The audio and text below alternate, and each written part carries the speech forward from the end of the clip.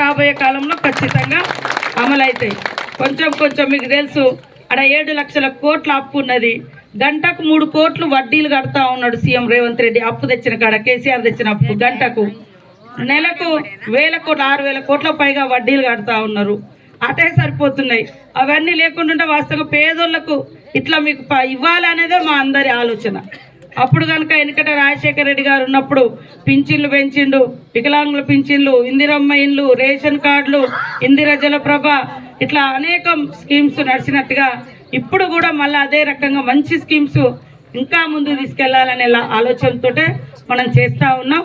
కాబట్టి మీ అందరికీ కూడా మొదటి ఈ మండలంలో ఒక ఆదర్శ గ్రామంగా ఎన్నికైనందుకు మీ అందరికి కూడా శుభాకాంక్షలు. ఇట్లనే కొనసాగించుకోండి. ఎలక్షన్లప్పుడు రాజకీయం.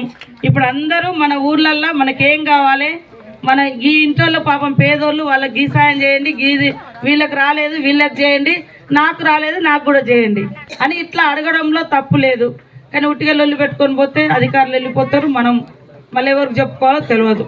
కాబట్టి మీ ఊర్లో ఇంకొక 5-6 ఇండ్లు గుడిసెలోళ్ళే పేర్లు రాలేదంటున్నారు ఎంపీడీఓ గారు.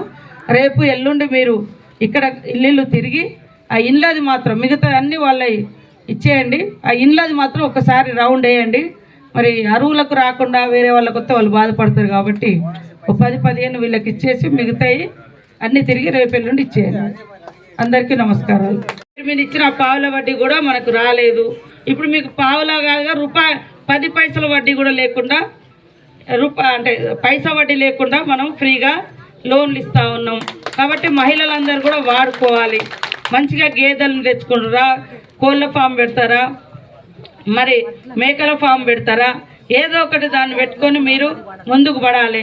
తప్పకుండా మీ గ్రామానికి ఎప్పుడొచ్చినా మంచి సంబరాలతోటి ఎలక్షన్లప్పుడు కూడా మరి ఎన్నో రకాలుగా నన్ను ఓడించాలని కుట్రలు జరుగుతుంటే మీరు ఆ రోజు కూడా అక్కడ దాకా వచ్చి పెద్ద ఎత్తున ర్యాలీ చేసిరు. అదే రకంగా ఇవాళ కూడా చేసిరు.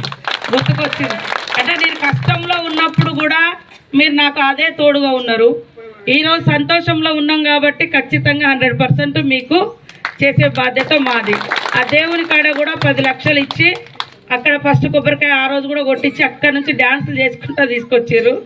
మరి అంటే ఆ పరిస్థితులలో ఈ గల్లీలలో రోడ్డు, ఈ మెయిన్ రోడ్డు, తర్వాత మీ ఊర్లో మ్యాక్సిమం అందరికీ ఇండ్లు వచ్చే విధంగా అన్ని స్కీములలో మీరు ఎక్కడెక్కడ ఏ స్కీమ్స్కి వర్తిస్తారో అని మన రాహుల్ గాంధీ గారు ఆలోచించి మన సీఎం గారితో చెప్పి పేదోళ్ళకు కూడా పాపం వాళ్లకు ఎకరం లెక్క ఎట్లయితే ఇస్తారో కనీసం సంవత్సరంలో కూలీ పోయే వాళ్ళకు 100 రోజులు 20 రోజులు కూలీ పోతే వాళ్ళకు ఖచ్చితంగా ఈ యొక్క రైతు భరోసాలో 12,000 ఎకరానికి రానోళ్లకు ఈ కూలీల దాంట్లో ఇవ్వాలంటే అది కూడా ఇప్పుడు కూలీలకు 12,000 లెక్క 2 సార్లు 6,000 లెక్క ఇచ్చేటువంటి స్కీమ్.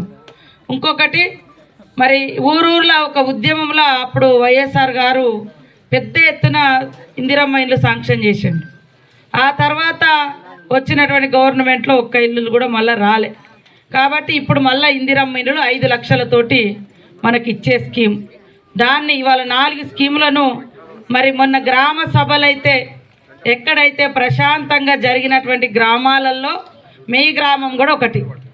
ఎన్నిక చేయడంలో చాలా ప్రశాంతంగా జరిగినాయి. చాలా చోట్ల కొంతమంది ఓర్వలేని వాళ్ళు లొల్లిలు పెట్టిద్దామని చేసిర్రు. కానీ అవన్నిటిని అధిగమించి ప్రశాంతంగా జరిగిన ఊర్లు ఎక్కడెక్కడున్నాయని వెతికిండ్రు అధికారులు. అరే వీళ్ళని కూడా పాపం ఇక్కడ పేదవాళ్ళు ఉన్నారు, ప్రశాంతంగా కూడా చేస్తున్నారు కాబట్టి అని ఈ గ్రామాన్ని సెలెక్షన్ చేసినందుకు మండల ఎంపీడీఓ గారు, కలెక్టర్ గారు, మరి ఎంఆర్ఓ గారు, అగ్రికల్చర్ ఆఫీసర్, ఇతర అధికారులకు, కలెక్టర్ గారికి, డిఎస్పి గారికి, మన మాజీ సర్పంచులు, ఎంపీటీసీలకు, మన అశోక్ గారికి, వెంకటకృష్ణ గారికి, చందర్ గారికి, మన చైర్మన్ గారికి, మన జిల్లా అందరికీ, ఇక్కడికి వచ్చినటువంటి వివిధ గ్రామాల నుంచి వచ్చినటువంటి పెద్దలందరికీ, ఎస్ఐ సిఐ గారికి, పత్రికా మీడియా సోదరులకు, మీరు కూడా పొద్దున 11 గంటల నుంచి అనుకుంటా చూస్తూ ఉన్నారు. మరి ఇవాళ మీరందరూ లేట్ అయింది.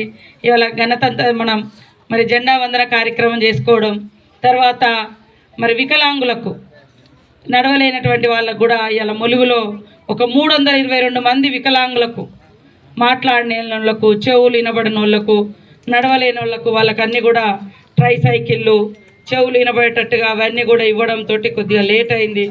ఇందాక కలెక్టర్ గారు చెప్పినట్టుగా ఈ ఊరు మొదటి నుంచి కూడా మీరు అందరూ ఒక ఐక్యతగా ఉంటారు.